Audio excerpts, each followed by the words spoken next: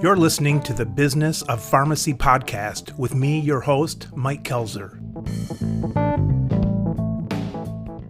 Well, hello, Danielle. Hi, Mike. Thank you for having me on today. Absolutely. Good to have you on. Danielle, for those that haven't come across you online and the things that you're doing, introduce yourself and tell us what's going on hot right now. My name is Danielle Perrodin. I'm from Louisiana. I'm a pharmacist, so I've been a hospital pharmacist for 15 years now, and I am launching a style and image consulting business. 15 years, Danielle. You must have graduated when you were 9 because... No. Nope. Actually, I took off 3 years before I actually went to school, to college. Wow. So I just look very young, and that is part of my story. I know a lot of pharmacists get that, especially women pharmacists. They feel like they look still like that teenager or that young adult, and they haven't really stepped into that professional role of being a pharmacist. And they get that a lot, and it could be discouraging, actually. What problems do you come across with that when people see you as being younger? Looking back of it, a lot of it came from my own mind, my own thoughts about it being a bad thing, I guess. But because when I was younger and you were a teenager, like you always wanted to look older, right? Right. Especially as a girl. But so that was not fun. But then whenever I became a pharmacist, I kind of stepped into a leadership role right away. Yeah.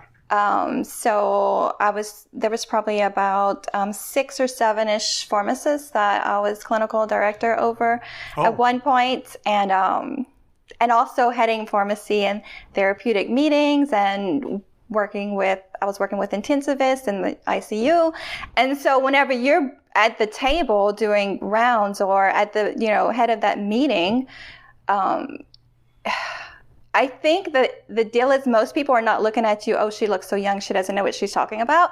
But unfortunately, that was the monologue that was going in my mind. Yeah, if that's going on in your head, then you can sometimes portray that to others, and it's like a never-ending downward spiral almost. Yes. And I've actually had this conversation with another pharmacist this past week, and she had the same thing. And I'm like, I'm right there with you. I know what that feels like.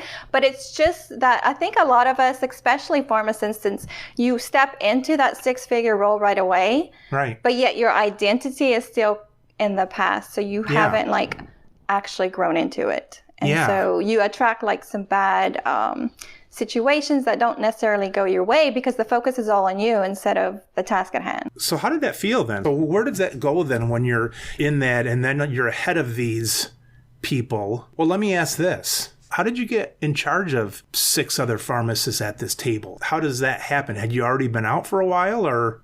That's a really great question, and I have a secret to share. So it's the only thing is putting your name in a hat that nobody else wants to be in. Right. I had not been out of school for long.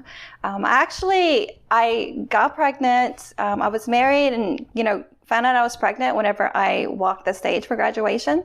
So there was no just me and my husband time. It was literally out of school, walking across stage, starting a job. And so I started this job at this 300-bed hospital as a staff pharmacist.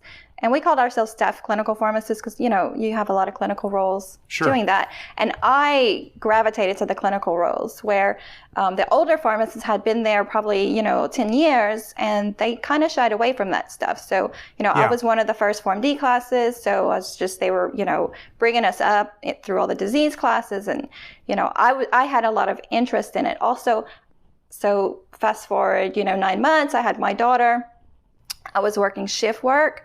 So sometimes I was getting off at 11 p.m. My commute was 50 minutes, so I'd get home at midnight. And so I knew in the back of my mind I didn't want to continue doing the shift work with a young daughter at home.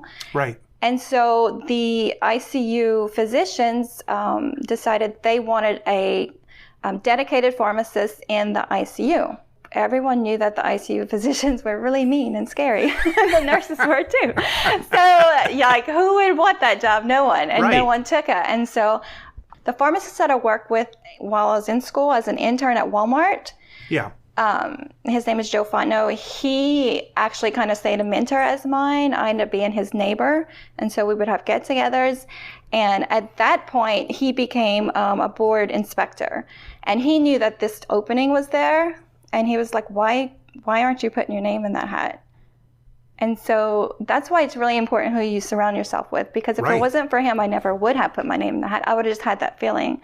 He was like, you're just as qualified as anyone else. And nobody wants it. So and nobody wants it. Yeah. Well, so bring us forward then, Danielle. You're in this job. You're having these feelings around the table. Now, are we just talking about you having these feelings just because we happen to be talking about it now? Or was it a significant burden for you? Did you really think about this a lot at the time? I think it was always subconsciously like in the back of my mind. Yeah. What I came to realize recently, I always thought I was one of the most positive people in my family, at work, just in general. But I have recently come to find out that there are a lot of subconscious thoughts that we walk around with and hold us back. And I just realized that was one of them for sure. Yeah. And I know being a female as well, that was another thing. So I started off as ICU clinical pharmacist, and then there was a management rearrangement. I got bumped up to the clinical director. And at that point, I kind of felt like I was in the gentleman's club. Right. And it was all in my head. Like looking back, it was all in my head. And so with that, it did bring me a struggle. And I never felt fully fulfilled with my positions. I always felt like I wasn't doing enough or giving enough. Yeah. No matter how hard I would try. So with that, it was always hard to be, completely satisfied. Was any of that external? Was any of that from maybe passive aggressive, even comments from the gentleman, let's say we'll use that term loosely, but the gentleman in the gentleman's club? I think sometimes there would be chuckles and just, when you're focused on one thing, that's all you see. And so I think I was focused on that old belief. And so when anything I took as, if I was a guy, that'd be different, Right. And so, now I'm a life coach. Yeah. Like I know what was going on. I could, diagnose this myself, I guess. But the only thing that I ever experienced that was like really direct is one time I was at I was at a dinner. The governor was there. All the pharmacists in the area were there. This was years ago. And there was a group of pharmacists sitting at a table. I was walking around mingling, and I knew some of the pharmacists. It was, husband-wife couple that I had worked with before. And there was also a pharmacist that I had done relief with. I had never really talked with him personally. Yeah. So I'm just standing there. Imagine me standing there in front of this table of pharmacists. Right. And there was some drinking at the meeting. Yeah. And he went on to practically pull me onto his lap. Really? Wow. Yeah. You were in the Me Too movement before the Me Too movement. I never thought of it that way. I mean, in the line of fire of that, not in the movement, but in that predicament. Yeah, and I just remember being so embarrassed. Yeah. Yeah. You did that for a number of years. The reason we're talking today is because now you've gone to a personal stylist and image consultant. Where did that jump come in? Was this building up from some of the things we were talking about, or was this just something you've always loved to do? And how did that fit into because you've worked for 12 or 13 years, you were saying? 15 years. 15 years in the pharmacy you were working. So when does that shift take place and why? Yeah, so just to answer your first question, I think all of the little things that happen along the way have brought me to where I am now, of course. I always loved fashion as a young girl. I love Barbies. I love, paper dolls. I just always gravitated to that. I have 5 sisters, so a lot of that. Any brothers? One brother, and we would dress him as a girl. And he would be your model, yeah. Of course. We would dress him up as a girl.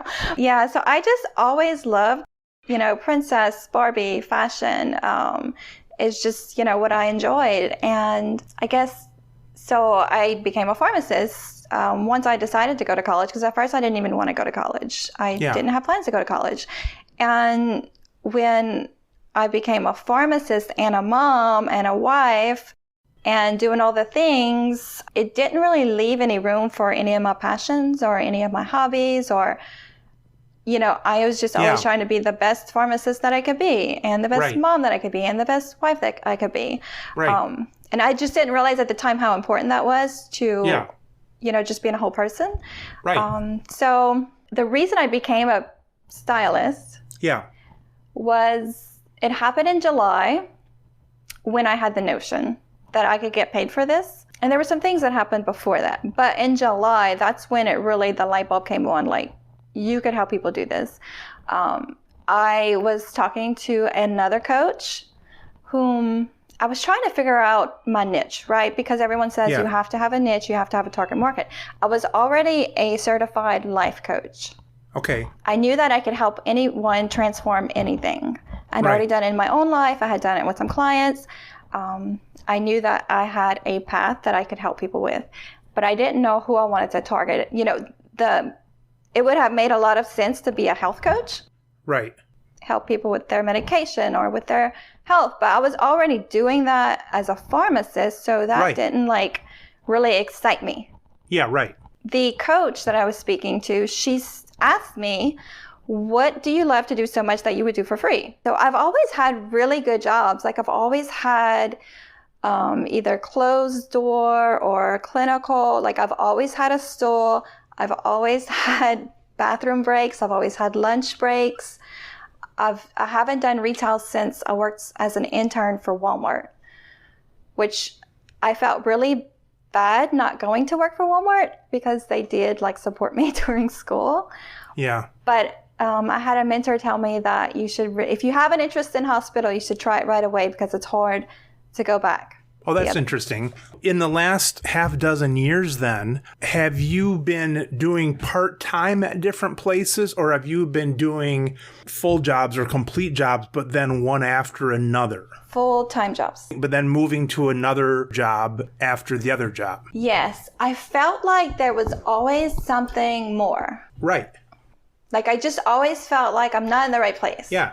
If you ever read Marie Forleo's book, Everything's Figureoutable, that's her story. She talks about how, she started off on Wall Street, and then she always felt like there was this voice telling her she was in the wrong place. And I feel like that was kind of me. I always felt like I had these amazing jobs.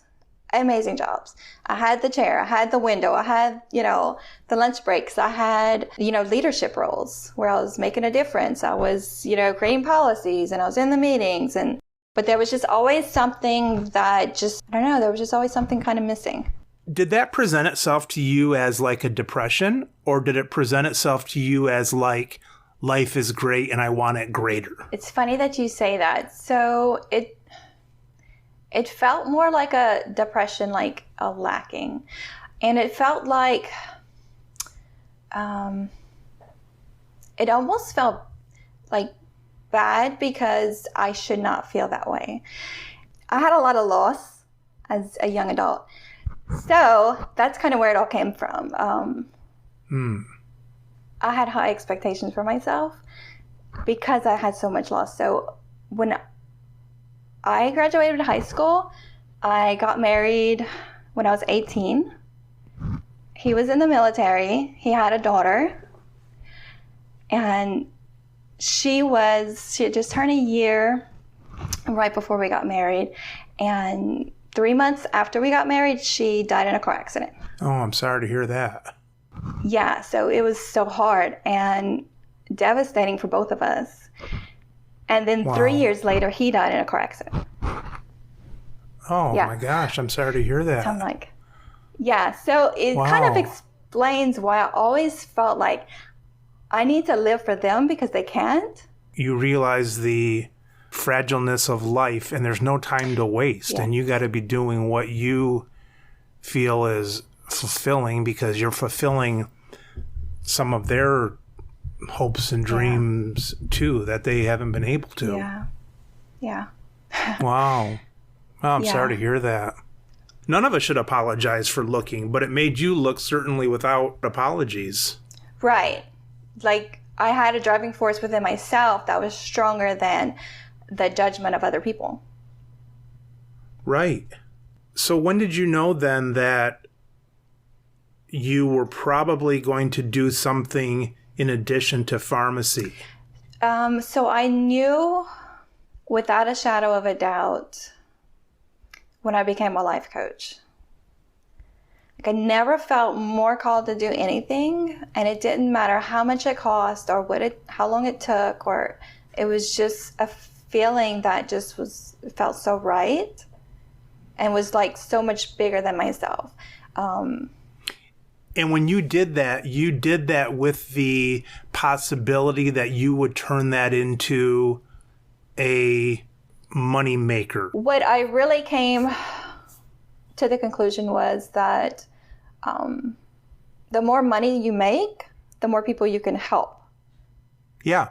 My plan B, if I didn't get into pharmacy school, was to join the Peace Corps. And I could have done it. There was a life insurance policy that my husband had. You know, I could have just gone to the Peace Corps, but somehow miraculously I got into pharmacy school. Yeah, right. And so I think there was just always a calling to help people. Yeah, right.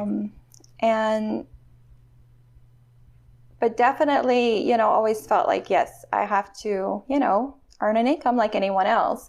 And a lot of these people are, you know, what's the FIRE movement, you know, retire early and all the small homes and things like that. Yeah. And I've got 10 children, and that's awesome.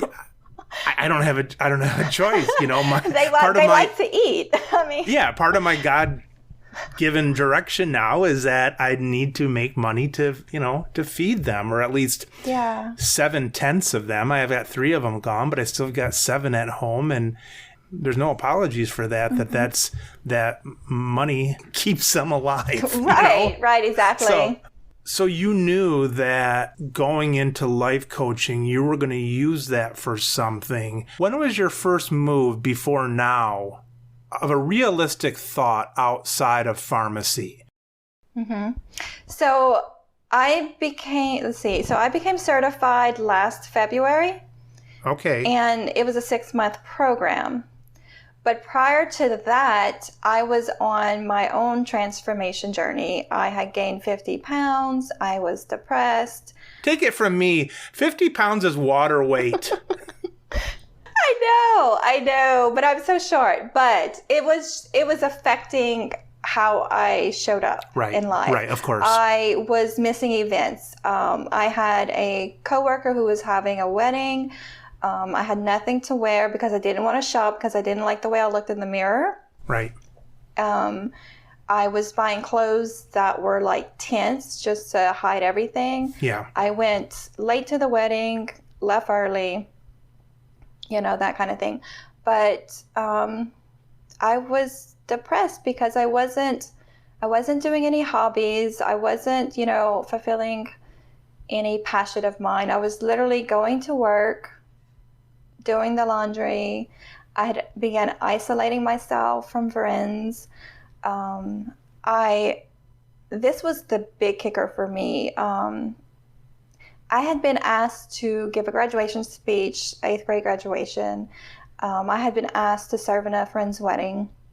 It was actually a friend of mine, my neighbor, that had raised my daughter practically. You know, she helped raise her, and so like I owed so much to her. Yeah, but right. at that point, I had gotten so depressed, and I didn't want to get. I had some negative thoughts about myself, and I didn't want to put myself in uncomfortable circumstances anymore. Sure. I just said, I'm just not going to do it. And so, you know, a lot of people will say, just say no, and, you know, don't overbook yourself, don't overschedule yourself, and just, you know, all those things. And so I was like, I'm just going to start telling people no. Like, I'm just not going to say I'm going to go to the event, and I'm just not going to go and do the thing and be in, you know, the public eye. But then that felt even worse. Yeah, right. How many kids I could have impacted from that speech. Yeah. And, the girl who I said, no, I didn't want to be at her wedding, I know that had to hurt her. Right. Right. And the fact is, you're not doing it because you're overbooked. You're not doing it because of depression and you don't feel like it and you don't want judgment and all that kind of stuff. Right. I was not showing up because I was insecure. Right. And it was getting worse. So whenever you don't, it's not like you're just maintaining, like it's a spiral down, because the more you isolate yourself, the more depressed you get and that kind of thing.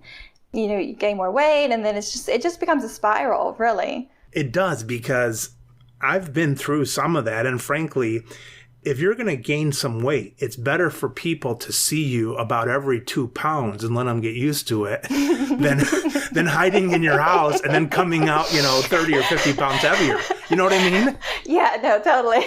What happened to her? You almost feel like if you're depressed, you're like, hey, even if I'm depressed, once a month, someone just pick me up and just show me around to people so they can see what I look like. They need to see this transformation. They need to see it gradually so they're not shocked. So Danielle, how many years ago was that climax then of what you're talking about, the 8th grade graduation and that kind of stuff? Okay, so that was about 3 years ago. And then I heard a mentor say, are you living your life for, money, possessions? Have you fallen into what's called the achievement trap, is what it's called, where you keep thinking you're going to be happy when you have the house, when you have the car, when you have the job. So I kept thinking, when I have the right job, I'm just going to be happy, I guess.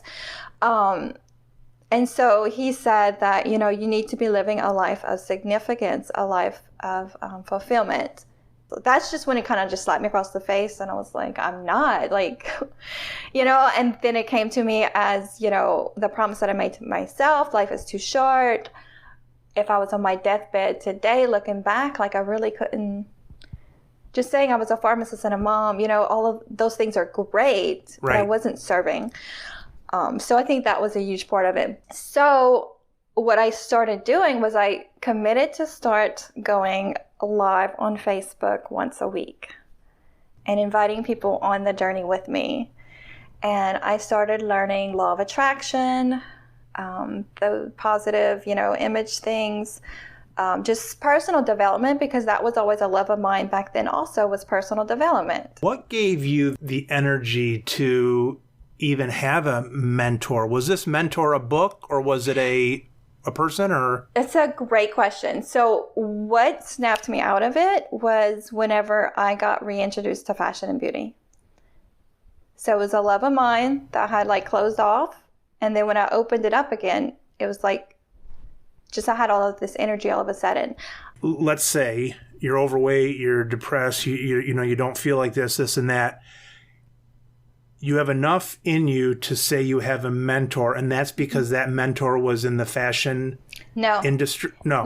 Let me explain this. So you're going to laugh at this. So I found myself selling hair extensions and lashes. You were doing that on the side. I started selling hair extensions and lashes on the side. Online. And it reignited my passion for the beauty industry. I started that while I was in pharmacy. But you started that while you were depressed and not feeling like going out and that kind of stuff? The opportunity was presented to me, and it sparked something in me. It sparked that, reignited that energy inside that enjoyed doing that. Yeah. But then also enjoyed connecting with people. And so obviously if I'm selling a product, now I have to go out and sell it to people, which means I have to get out of my house. Gotcha. And start reconnecting with friends. And I was no longer able to just be on social media and hide behind the screen. Now I needed to show up and connect. And so I slowly started reconnecting with people. If you knew that was going to make you go outside of your house and you had to talk to people and you didn't feel like it and all that, why did you say yes to the lashes and the hair extensions? Because I was excited again.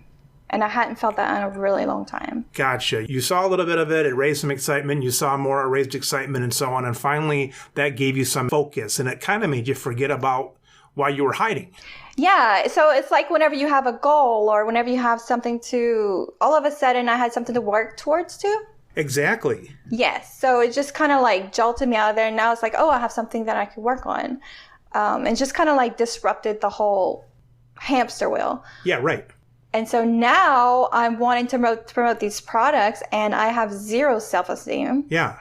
And I want to start showing them to people. And that's when I really realized how bad my thoughts about myself were. That's when you needed to look to mentors. Because I wanted to press play and go live, and I could not for the life of me. For 3 months, I tried to convince myself. You had that struggle where you wanted to do this, but you said, I'm in a position where I can't. I cannot. And so what is keeping me back if I'm such a positive person? You had to give up one or the other. Either you had to give up the thing that ignited a little fire in you. You either had to give that up or give up staying in your shell at home. You had to pick one or the other because you couldn't have both. I could not have both.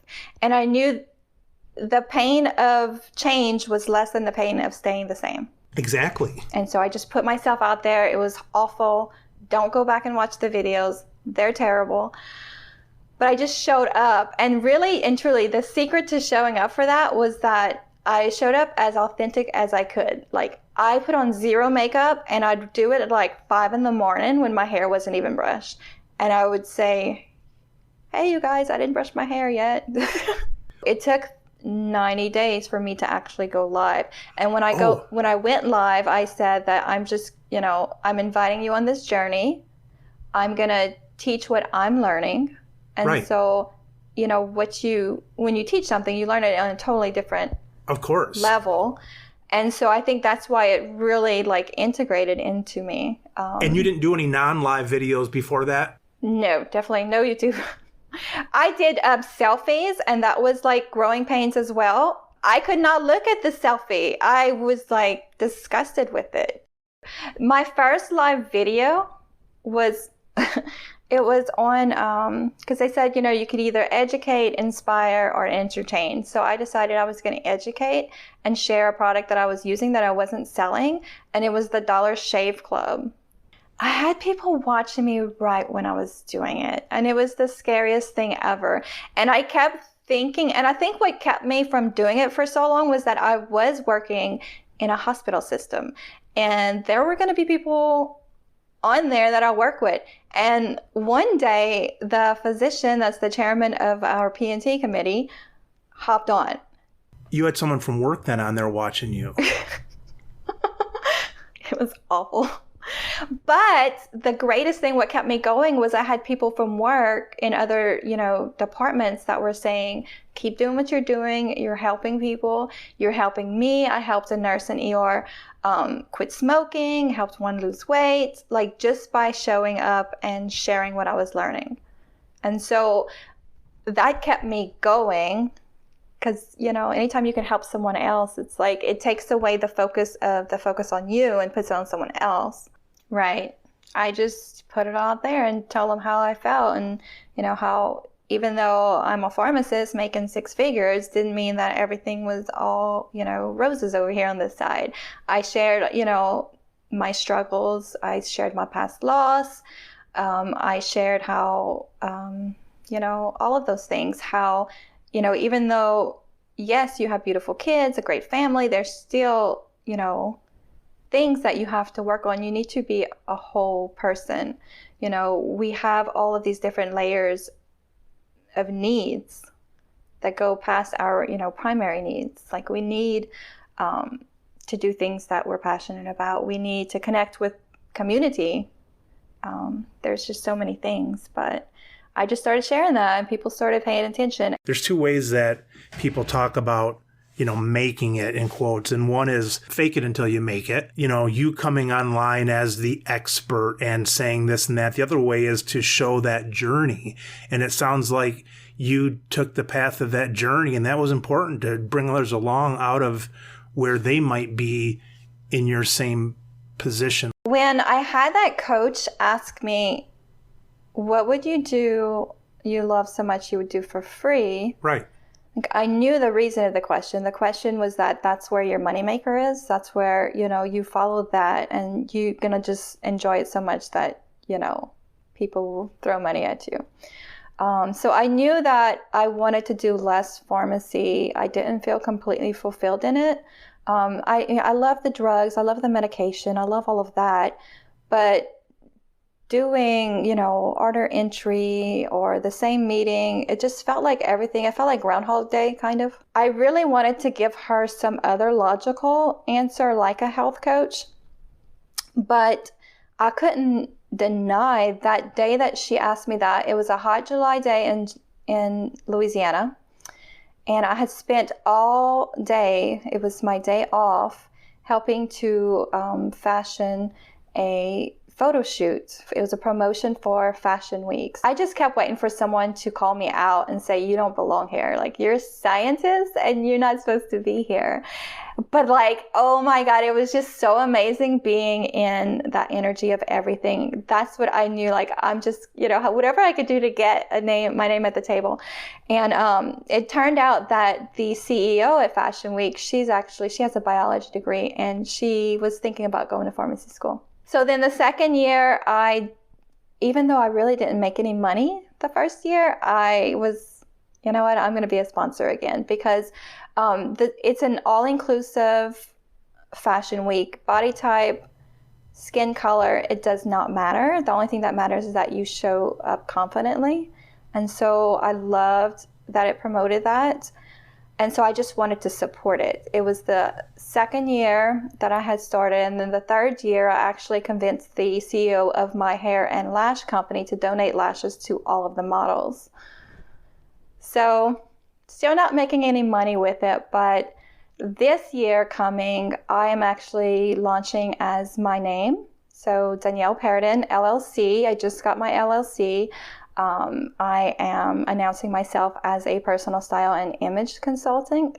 And in doing that, I've coached the CEO before because she had some obviously it's pretty stressful doing fashion weeks. And so I've coached her and helped her. And since then, she's decided to create what's called Fashion Institute of Louisiana. So now she's creating a school. And she's invited me to be a board member, which, it's kind of insane. And so at this point, I'm convinced that this is a real thing that I can pursue. And so I ended up taking another position as director of a behavior health system because it was Monday, Wednesday, and Friday, 12-hour shifts. So now I could work Tuesday and Thursday. I could take private clients, schedule calls on those days, and I'll have the weekends off for any, shoots. But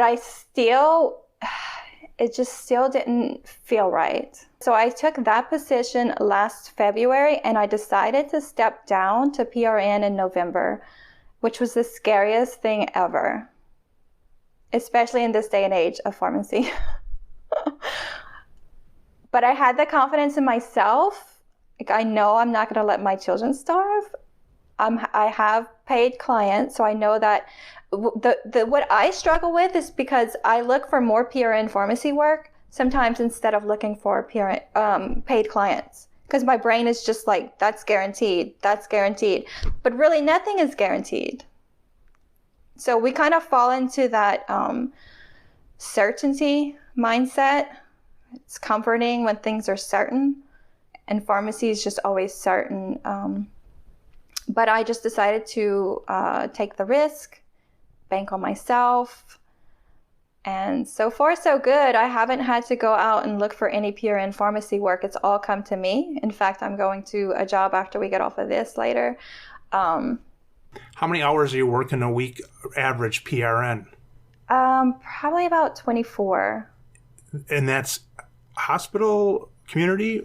It's hospital, inpatient, the behavior health, and then also long-term care, so nursing home kind of thing, which they also do hospice and home infusion.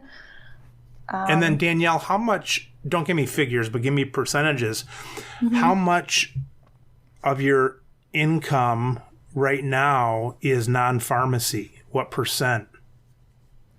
I couldn't tell you the percent. What my goal is to replace, think of it as 1 day of pharmacy work at a time. Gotcha. So I think, I'm going to get paid this amount of money to show up at a pharmacy. Yeah. And then I think backwards, how many clients do I need to replace that? I gotcha. So what you do in your mind is you say, all right, we're gonna break this down into days. If I were not to work a day at the pharmacy and I got to do something I really, really enjoyed, how many clients would it take to first replace 1 day and then maybe 2 days and 3 days and so on? Yes. So if you're working 24 hours a day, you're not necessarily replacing 2 days yet. 24 hours a week. I mean, 24 hours a week. You're a mom. Not that good. You're a mom. I know. I mean, technically, yes. I'm working 24 hours a day because I am learning. I am cooking and cleaning. Exactly. Now, the best thing that I did do was to go and outsource some of the cleaning, which I had a male pharmacist tell me ever since I was in pharmacy school, every female pharmacist should hire out. For sure. Exactly. Let me ask this. Have you been able to replace a half a day's income yet or not? Like you mean every week? Every week. So let me see how this, because my clients pay me up front usually, and it's like a 3 or 6 month package. So right now I would say I'm replacing 1 day a week because normally I would need to work 4 days at least. Good for you. Yeah. So it's just been comforting because I didn't really believe that it could work. That's great. I went PRN in November and I thought that was the worst idea ever because it was right before the holidays. And I was like, right. This might be the worst Christmas ever. Right. But it hasn't been. I've had, client that, signed up for 3 months. She re-signed for another 3 months. Right now, I have a client that, she's paying me once a month and that's 1 day that she's covering. So my goal would be to have 10 clients total and I would feel really comfortable. But I don't want to get out of pharmacy, altogether. I do love it and I do enjoy it to some degree, but I just kind of want it to be my side gig. Like, I think pharmacy is a pretty good side gig. You're comfortable that enough PRN will be there. That anxiety is not there, that of worrying, like, is this going to go down to maybe only someone needing me 8 hours some week? That would never work, that mindset. Right. So as a coach, like, my mind is pretty clean. You're pretty comfortable that's going to be coming in. Yeah. So at first it was like, okay, I'm trusting it, but you still want to see the evidence and have that reassurance. But my coaching, you have to have the mindset of what you want now. And so that's part of my program. It's called Be Her Now, because what you want, so if I'm desiring enough PRN pharmacy work to supplement my passion job, I have to be in the mindset of receiving that now. But if I'm in the scarcity mindset of it's not there, it's not going to be enough, or it's not going to come, that's what I'm going to find and attract. Yeah, right. Exactly. Just like sitting around the table in your early career and thinking that you were looking too young and so on. Exactly. It's crazy. It's so simple, but we just aren't taught to think this way.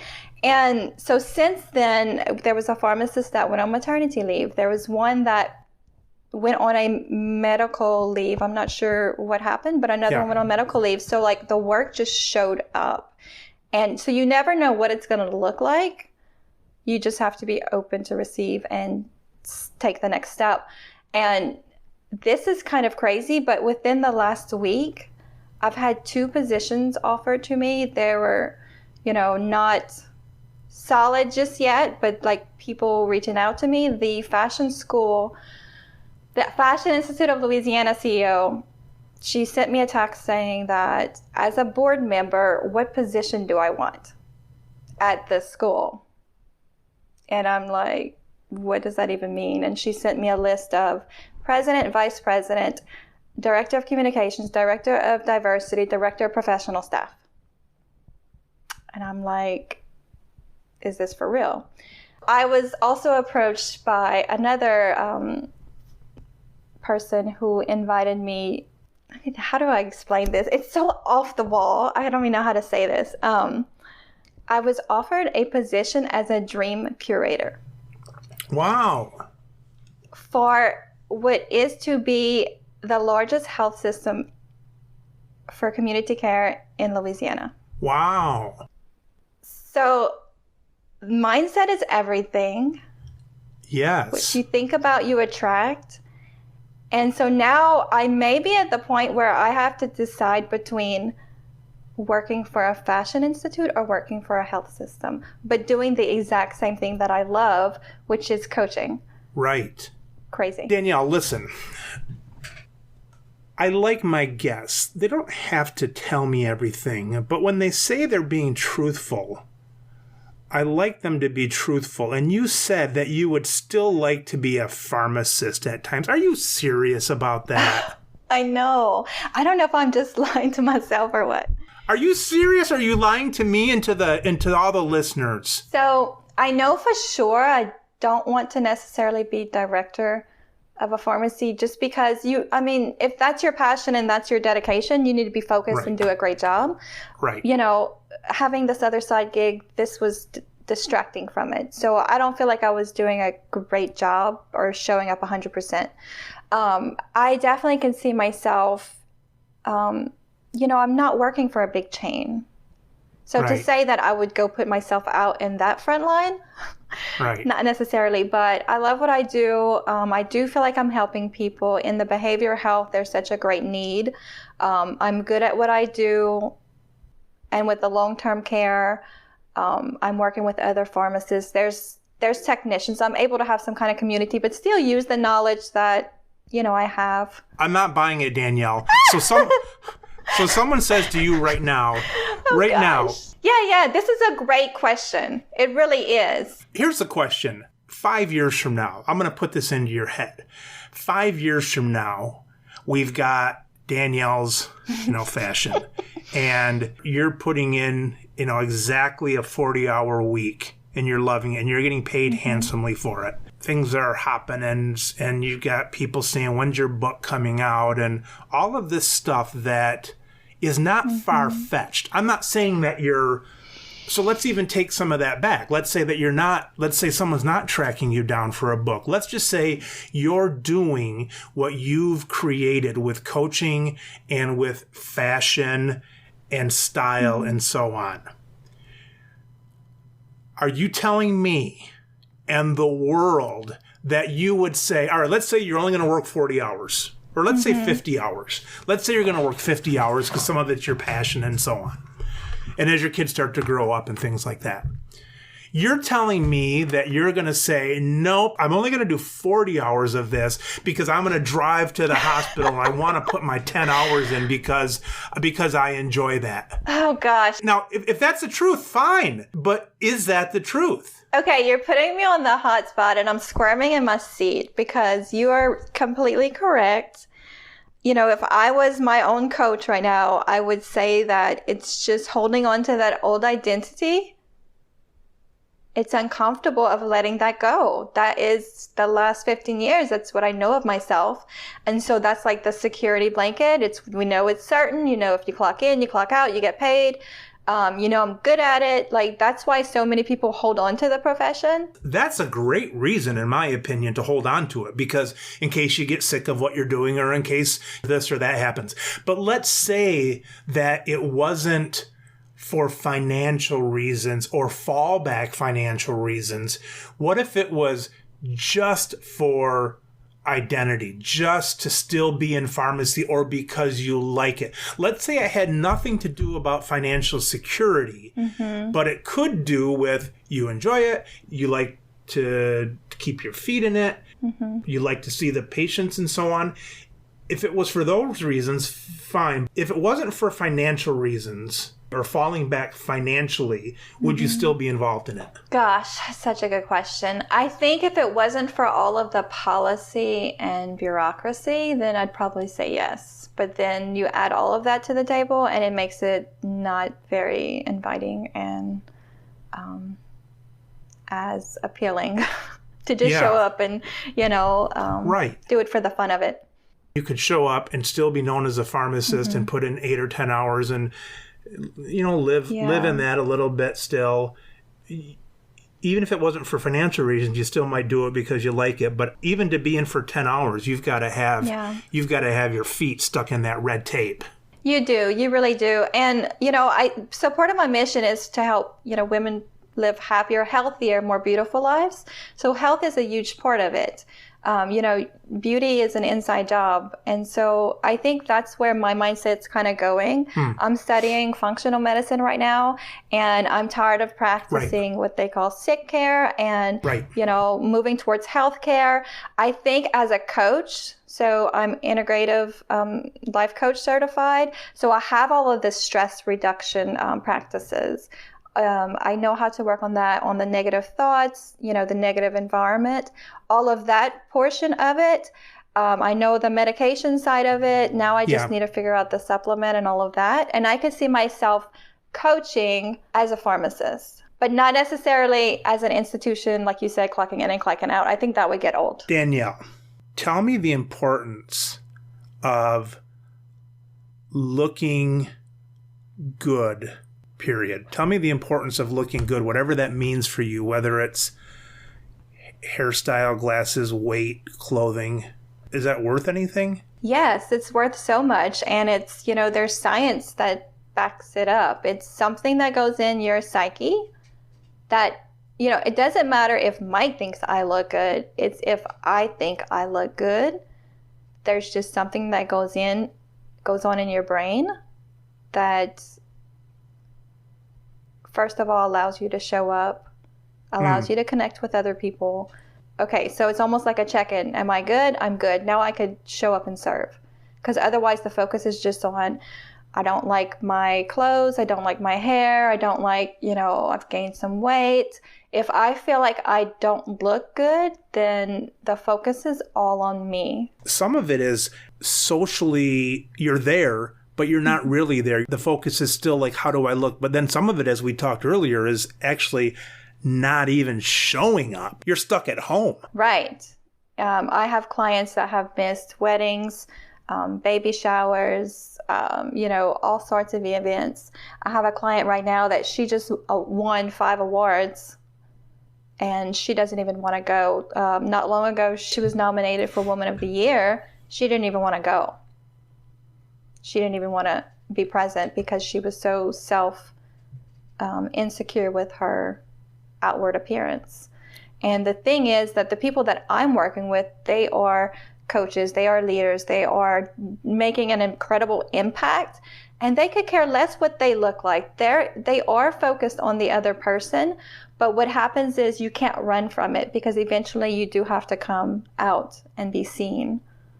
So the people you're working with are already leaders, and they're saying to you they don't care how they look? They don't know their style. Oh, they don't? They think they do. They're showing up as they think they're supposed to. They know inside that they don't? No, I have to share that with them. Aren't you a breath of fresh air? I speak to their problem. Their problem is that they're not showing up to the events, or that they're tired of spending too much time making decisions on what to wear and not spending time focusing on where their true passion is. It's on their clients. They are nominated for an award and they don't want to show up and accept and receive because they feel insecure. And the other thing is that they know that they could reach more people on social media if they had a style that gave the message they were looking at, but they realize that they're not reaching as many people as they could. They have an inkling that if their style was better, they'd be more successful. They have an inkling that style is more important that they would like to accept. They have an inkling that they should probably care more about it, but they really don't. They don't care, and it's gotten them this far, so why should I bother? It's kind of the thing. Yeah. But they realize that it is holding them back in certain areas. And, social media and marketing is a huge thing. Like, if you can have a great product or a great service, but if no one knows about it, then it's just you. All right, Danielle, break down. So someone comes to you and there's 100% of what you're going to teach them, right? Mm-hmm. I'm assuming 95% of it is not how to style their hair and what lipstick they should wear. I'm assuming you're talking to them 20% about loving their heart that no one can see, and 20% is believing in their smile and all that stuff. And I imagine 20% is teaching them how to be more engaging in conversation and talking about the other person and all this stuff. How much is actual style? Okay, so this is where I struggle, because I know that when they hire me, when I'm done with them, they could wear a paper bag and they're going to be confident. So it's not as important for the style to even begin with. No, come on. Okay, maybe not that drastic, but no, that's not true, because you and I both know if they went on with a paper bag onto Facebook, it's not going to be helpful. Right. So there's something. So I know the styles. What style is your heart? Yeah. I know all that stuff. I knew you were going to tell me that. Let me break it down for you. But how much is actual style? Okay, so when I have a call, which our calls are normally 1 hour sections, I try to keep it 50-50. It kind of depends on where we're at. So, for instance, this past week, I've helped style someone for a job interview. And obviously, we need to figure out what she was going to wear for the job interview. So that was priority. So, we went through her closet, what she has, talked about how she could elevate that. And then we had like a shopping trip. Sure. And then the other client is she's up for these awards, and she needs to wear, and she doesn't have stuff like that in her closet. And so obviously we focused on that. But I have, weekly steps. And so what I do is we figure out who she is inside, and we try to unlayer all of that. So there is a lot of like digging through your brain and your mind and your subconscious and that kind of thing. But then there's also physically, I'm going to be in your closet. So let's open the door. And we're going to go through it. And my process is baby steps with everything to make it just hard enough where it's interesting, but easy enough where you don't mind doing it.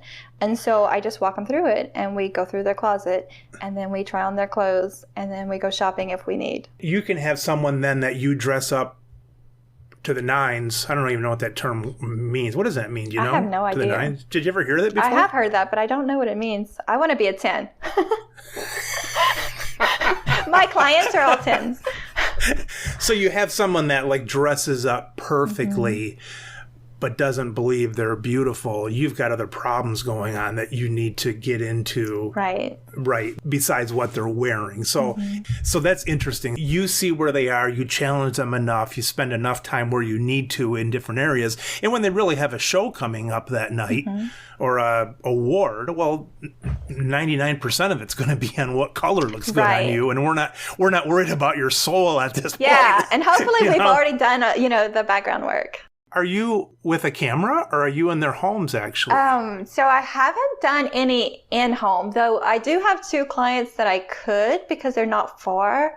I have actually gone shopping with one recently, but as far as like the closet clean out, I kind of like them doing it themselves. But are they carrying their laptop and showing you stuff with it? Yes. So they're setting up their computer or their phone, or they're taking pics, send it to me. But whenever we're on the call, it's FaceTime. Yeah. And so, the very first call, I'm going through their closet with them. We're kind of getting rid of some things, and they're showing me, what they like, what they don't like. I'm trying to get an idea with them describing what they're gravitated to. So I had a recent client who, she had like a few distinct pieces that were very pointed to a very edgy style. Yeah. Yet she had a very professional career, and that's, how she thought she needed to show up. So she could never find anything to wear with those pieces that she loved, but she would still hold on to them. And Right. so once we were able to understand what styles she did like, we were able to get rid of some of the stuff that she didn't, and then get more that actually looked good with that. Yeah, right. Does this extend to how they're going to walk across the stage, or their Facebook background now that they have this new look, or their Facebook picture, or is it pretty much the right now what you look like? Okay, great question. So one of my recent clients, she flew in from Ohio to Louisiana. She knew I was doing a photo shoot already for my social media, and she needed to do one as well. So she said, why don't I just fly out to meet you, and I'll like piggyback the photo shoot. We'll do the photo shoot at the same time. And I can style, I styled her for the photo shoot, and then I also got pictures of me styling her. And she got social media pictures that show her, doing her work, or more of a lifestyle setting. Yeah. And so, I set up the hair and makeup. I already had the photographer. We had the place that she was taking the pictures, worked out really well. So then she left with all of this, like 60 photos. So it was a branding. And I'm actually working on a branding session where I do all of that in one package, so that my clients, they're not necessarily just starting out, Right. They're not. Right. They're at that point where they're feeling the pain that's holding them back. And I take all of the decision making from that and just help them get to it really quickly. Right. That way they could just show it up. They could show up more on social. They could start spreading their message. They could focus on their copy. They feel good about their picture. They're going to spread it more and so on. Yes. So they like their style. It suits them. It's who they've always been. Yeah. Now they have, photos that are branded for them. I don't take the photos, but I have photographers that, I can set them up with. Right. I'm taking it on the road in September. We're going to be in New York the week before Fashion Week, and we're looking for 2 branding clients. That it's a full package. You're going to get coaching. You're going to get the photography. You're going to get the hair and makeup. You're going to get the clothing in it, even from a boutique that we're supporting. And this is someone that's probably not out necessarily looking for a job. This might be someone who's already an executive or already... They're looking to level up, and they understand the value of showing up as that full package. Yeah, right. And it's just elevate. And so what happens a lot of times, just like I was stuck in that mindset, that's what always held me back. I had the position, but I hadn't walked into it. If I would have gotten a coach, if I would have gotten a stylist, I could have shown up and just, killed it. Yeah. And a lot of times by them trusting you, it takes that question away in their head of, do I look good or not? They have the trust in you. And then you say, yes, you look good. Well, now this person crosses the stage with confidence and gives a good speech with confidence and does this kind of stuff instead of having that in their mind. And then you have the full, you're put together well.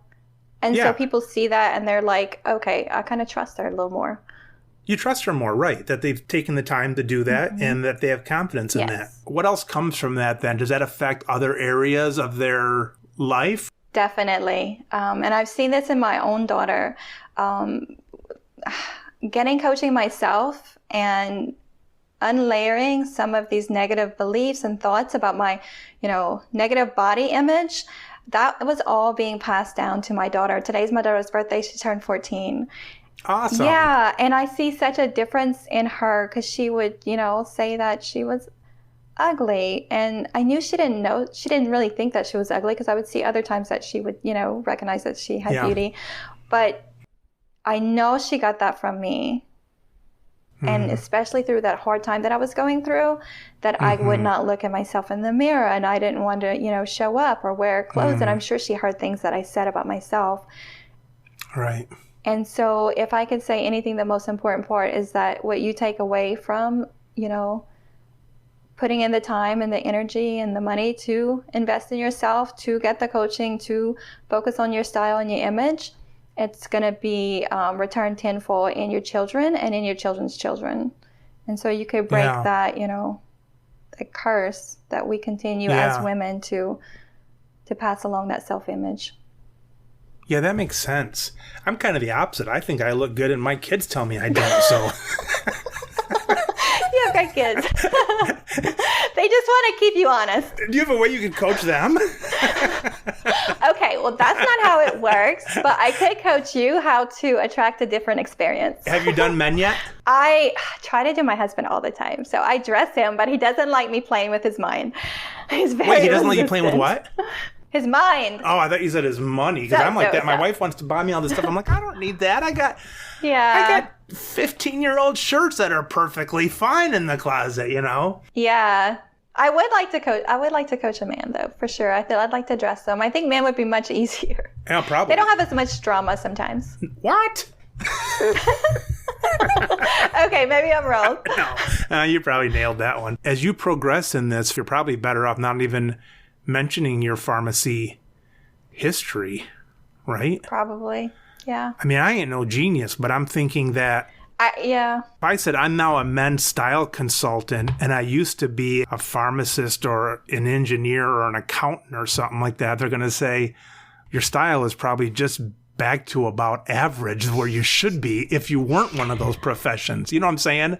And no, totally. It just seems to me when you picture a stereotype of maybe a pharmacist or an accountant or an engineer or something, you're picturing someone that maybe is not as stylistic as a real estate agent or attorney or something like that. I don't even know if that's true, but that's just in my mind, okay? I see where you're going. Not focused on my staff. Anybody listening, not focused on my staff. They're all greatly dressed. Yeah, of course. No, I see where you're going with that. And I struggle with that whenever I'm putting myself out there on social media. Do I include that on my pharmacist? What value is that holding? And, I guess there is some sort of, there's always that, our pharmacists are respected and, maybe trustworthy. Yeah. Because if you're giving someone your money, that's part of it. You want to build a, trust, relationship because you can connect with a lot of people on social media, but they may not necessarily trust you to give your money. But you're right, pharmacists aren't necessarily the top of the mind to the most stylists. But I think the reason I continue to do it is because I do want to reach out to those pharmacists that are thinking, could I do something else? Right.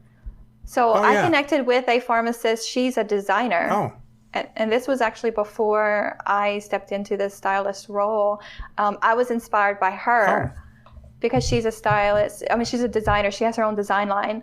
And in fact, today she messaged me asking me about a fashion week in Atlanta. And so I would hate to lose those connections and where I could lift other, pharmacists up that may want to pursue styling or fashion. Let's say 3 years from now, what % of your clients, your coaching clients, do you think might be pharmacists? Might it be 10%? Might it be 50%? It's hard to say because, who knows then that I might be a more of a business coach where I'm, showing them. So just, it's just being a page ahead, a chapter ahead of someone else and showing them how you broke through that. Yeah, it's interesting because you could take the niche if it was big enough.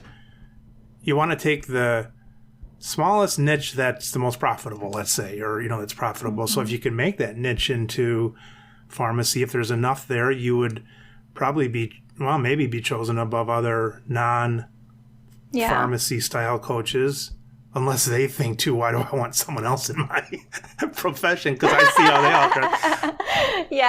No, I totally get it. If you hear the word executive, because you were an executive, right, in your hospital positions. Yeah. If you use the word executive, executives seem to dress nicely, I would say. 5 years from now, what does your life look like? And I'm not talking kids and husband and that, because that's the most important, we know. But what does your career look like? What are you? I'm definitely have one-on-one coaching clients. I love working one-on-one. There's just something about that connection. So I would never want to give that up. I see myself hosting more retreats. I had a retreat last March, and that was amazing. So where, individuals can come together like-minded and just, build that energy together. I love the idea of having masterminds where, people like myself, I could get, more of me in the same room. Is there anything, Danielle, that you picture yourself scaling? In other words, earlier I talked about a book or a video series or something. Is there anything that you picture in that place that you're multiplying yourself? Yes. I'm always thinking of that because in the big picture, like I said before, the more money you make, the more people you can serve. And I would like to free up some of my time. And, I would like to maybe not join the Peace Corps, but go off and do some mission work and, whatnot. But definitely evergreen courses. I've thought about doing things like that where it would be, a course maybe on mindset or on styling that would be like you call it a tiny offer where someone, multiple people could buy it. And I do like the idea of group membership. That's a thing right now where, you could have people come that are interested in learning from you. It's just a platform. As far as really scaling, it's, as much as I tell my clients to have a big vision, sometimes it's hard to do that, even for myself. A lot of times people say, I followed my passion. It's like, oh, not really. You probably had about 10 passions and one of them seemed to work out, and therefore you followed that one, and you're getting remunerated for that because you found that's what people needed. So sometimes it's hard to have those real big visions because, they could be multiple. It could be, let's say, a book. It could be a fashion show on a cable TV. It could be whatever. It could be a lot of things, but you don't know exactly what direction that'll go unless you're sort of have that feeling of what direction that is. Yeah, I think the vision is just to get you to start stepping out there and going towards something. And then what I love is just like looking for the signs. Yeah. And so, what are you getting confirmation that you're on the right path? And it's not going to look like what you thought it was going to look exactly. like. You got to keep your eyes open for those signs. I would not have guessed that I would be a style consultant. I would have never said, oh, that's what I'm going to be. Yeah, exactly. So Danielle, what would be a few tips that you would give the average person? And we'll pick on pharmacists. No, we're not going to pick on pharmacists. Let's just say pharmacists because that's the world that I know and some of the world that you still know. What are like 3 tips of style? And none of that heart baloney or believe in yourself stuff. I want like today's the day you have to walk across the stage of your workplace. So what are those 3 tips? I would say know your body type. You have to dress all body types. So know your body type and what looks good on you. Stop trying to hide what you don't like and emphasize what you do. That's the main one that I think. Make sure you purchase things that fit and periodically make sure that they still fit. What do you mean by not hiding stuff? Don't wear a tint. I'll just go back to my own experience. When I had put on extra weight, I couldn't find a shirt that was long enough. Long enough. Like I have this one t-shirt that is so long. I'm like, what was I thinking? What was I hiding? I wasn't hiding anything. I was bringing more attention to what I didn't want to see. And so there's such thing as called as fabric fat that makes you look even bigger. Fabric fat? Fabric fat. Extra fabric that you're hiding underneath. Yeah, so it's like nobody wears a shirt that long unless they're trying to hide their behind or something. Yeah, so own your body shape. You have a beautiful body shape. If you have, there could be a full hourglass for women that maybe they still feel like they need to lose some weight and they're not comfortable. So they wear really loose clothing, but for an hourglass shaped woman, like you want it to be fitted. You want to accentuate your waist. Let's take, in your case, the oversized shirt. What could you have done differently than hiding under that shirt? I could have had, because I do have a waist, even though, let's be real. I was trying to hide my rear end. I don't know if you could say that on there. I didn't say it. I didn't say it. I don't know if you could say that on there, but in my mind, that's where all the weight goes first. Now we got to label this You have to edit all that. podcast as Sorry. explicit because you said rear end. I don't know. I don't know how to present it in other ways. So You still have a waist. yeah. So instead of hiding that, I still had a waist. You accentuate the waist with a 3-inch gold belt or something. Right. Have a pretty, emblem on my belt. And then also I could wear a jacket that gives weight on the top that kind of balances things out. So instead of wearing a super tight, I guess not super tight, but say like a thin material on top.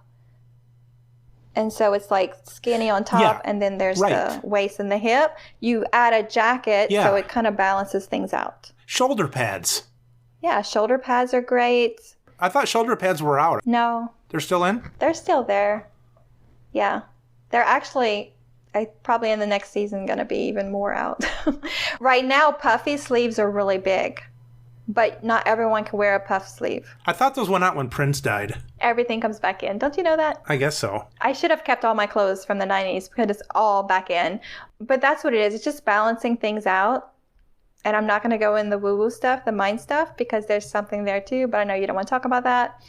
But yeah, just balancing it out and knowing your body shape. So for someone who has broad shoulders, a woman, and she has a very small hip, she doesn't want super skinny jeans and a jacket on top. That would just look crazy.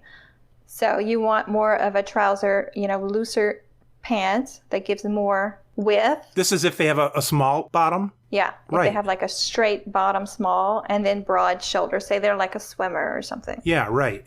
They have like a V shape. You don't want to throw on a jacket and then skinny jeans.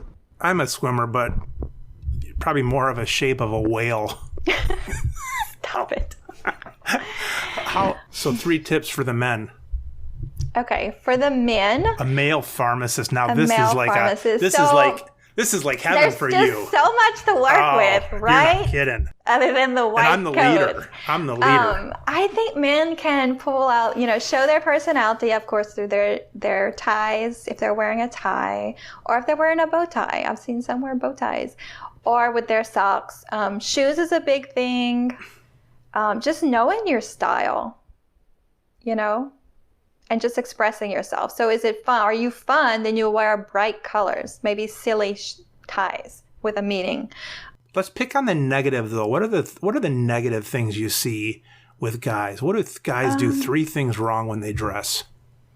Let's see. I think the main thing that's my pet peeve is if they're wearing a dress shirt, it's like just a slouchy opening where it just kind of like falls. Like you want it to be crisp. The dress shirt. Yeah. And obviously fit, like you want the length to hit you, correctly. You don't want it to be too long because that just looks frumpy. And then obviously too short, you look silly. Okay. So for men, the main thing is fit. So if you can go to a tailor would be your best friend. Yeah. It would be definitely worth the extra money, especially since you'll get so much wear in your clothes. If you buy quality clothes, you can wear them, get them tailored, get them fit. Men, if they shift weight, they'll either go through a shirt that's too tight or something that's too big. Mm-hmm. And we want to find something that's right. Right. You don't want the buttons gapping. So when you button it up and if it's too tight, it'll gap. You don't want that. But you don't want it too big either because then you get the fabric fat. What if you pop the button off? Does that count then as the button still being there? Is that like the Hulk, Incredible Hulk, something? Whatever. I don't know. I'm thinking lower down in the abdomen area. I don't know. I think with men, it's going to be knowing your style, knowing your shape, your fit, with the pants. If you are an oversized male, you don't necessarily want pleated pants. Those are going to add more volume. But if you're a skinny guy, you may want pleats. Oh, because pleats are almost like hiding. It's like you're almost saying, I'm going to put more fabric. It's almost like wearing your shirt too long. You're saying, I'm going to put more fabric here because I'm going to hide, but then it's just like making you look bigger. Because it puffs out. Because it puffs out. Yeah, it's like opposite mindset kind of thing. Yeah, it's kind of like opposite. What should men have as a t-shirt and undershirt if they don't have a tie on? I think the V-neck t-shirts work best for men. Really? I do. Unless it's a good quality t-shirt. That's where I think it is, because I like wearing a nice white t-shirt with a nice tight band, but when you stretch those bands out you gotta get rid of the t-shirt, that's when they start looking bad. Yeah. It just sends out a message like, what else is he like? Is his work like loose and frumpy like his shirt? Yeah. You know, it's just little things, but I used to say that one time I saw this article, and it was some pharmacist, and they came in and they were wondering why their independent pharmacy wasn't doing well. And there's this picture of this pharmacist with big gold pinky ring and chest hair, flowing out, and that was just the women. What? Oh my God. Oh my God. Danielle, who should reach out to you, and how do they reach out to you, or at least get to know more of your stuff? Okay, I would love to work with you. If you are a leader that is wanting to elevate your style and get a promotion, or you want to attract more clients and impact more people, I would love to speak with you. You can have a free one-on-one call. Our first call is always free, 45 minutes. You'll definitely take away some value just from making the call. And you can contact me on LinkedIn at Dr. Danielle Perrodin. I'm also Dr. Danielle Perrodin on Instagram, and Danielle Perrodin on Facebook. I have a website. It's danielleperrodin.biz. I know that's not the easiest thing to spell, so I'm thinking you're going to have it in the show notes. We'll have it in the notes. Okay. So yeah, just send me a message, contact me. I would love to hear your story and what you're working on. And if you're on Instagram and you're trying to promote yourself on there, we do have a Facebook group now. It's called Pharmacist of Instagram. And we're trying to promote one another. So just wanted to share that. Oh, that's really cool. Yep. That's really cool. Well, Danielle, thank you for your time. That's really fascinating stuff. It's kind of foreign to me. My wife is very fashionable, and I've chosen the opposite of that. But it's really neat hearing about it and the good it can do for someone. Yeah. Thank you so much for having me on. It was fun. Well, thanks, Danielle. I think I might call all the people on your work list, on your PRN list, and tell them to stop bothering you. Oh, I know, right? Oh, it's such a security blanket. Oh. I'm going to force you into that. I really do believe that pharmacists are at a forefront right now. I believe that all of the bad things that are happening to pharmacy industry and as a whole is a positive thing. I think it's what is needed for us to have an awakening, to step into our power, to step into all that we know and all that we can help. Right now, with the income that we've been used to and the security, I believe that we've been playing small and just, keeping safe. And so it had to get this bad for us to step out and try to make a change. Yeah. And I think that we can help so many people. I think if you're thinking as a pharmacist to become a coach, think that we are perfectly trained to. We have empathy, we have listening skills. We want to help people so badly. That's why we joined the profession. We have the knowledge to help them. And right now the healthcare system is broken. There's not enough nurses, there's not enough physicians, and there is a surplus of pharmacists. So I really see a wave. Talking to a lot of pharmacists doing different things, I see a wave building in the background, and I just see it as a really positive thing to get us out of our comfort zone. Let's just say the wages are going down. You'll have some people, that's their happy zone. They'll want to be in that regardless of the pay. You'll have some that want to, in pharmacy, increase their pay, and so they'll be doing innovative things in pharmacy and maybe even not being the number one, maybe the number 3 in an organization or the number 10, and finding entrepreneurial tendencies to raise their whole company's value or their shift's value, and hopefully that will pay off.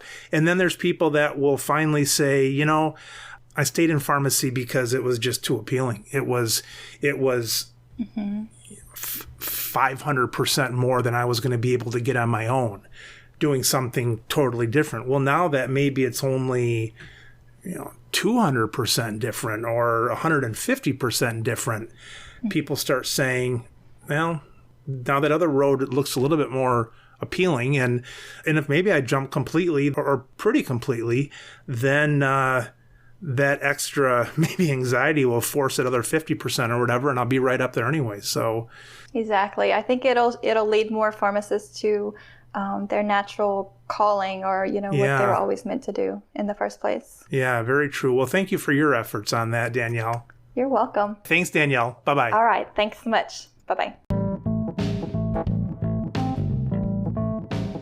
You've been listening to the Business of Pharmacy podcast with me, your host, Mike Kelzer. Please subscribe for all future episodes.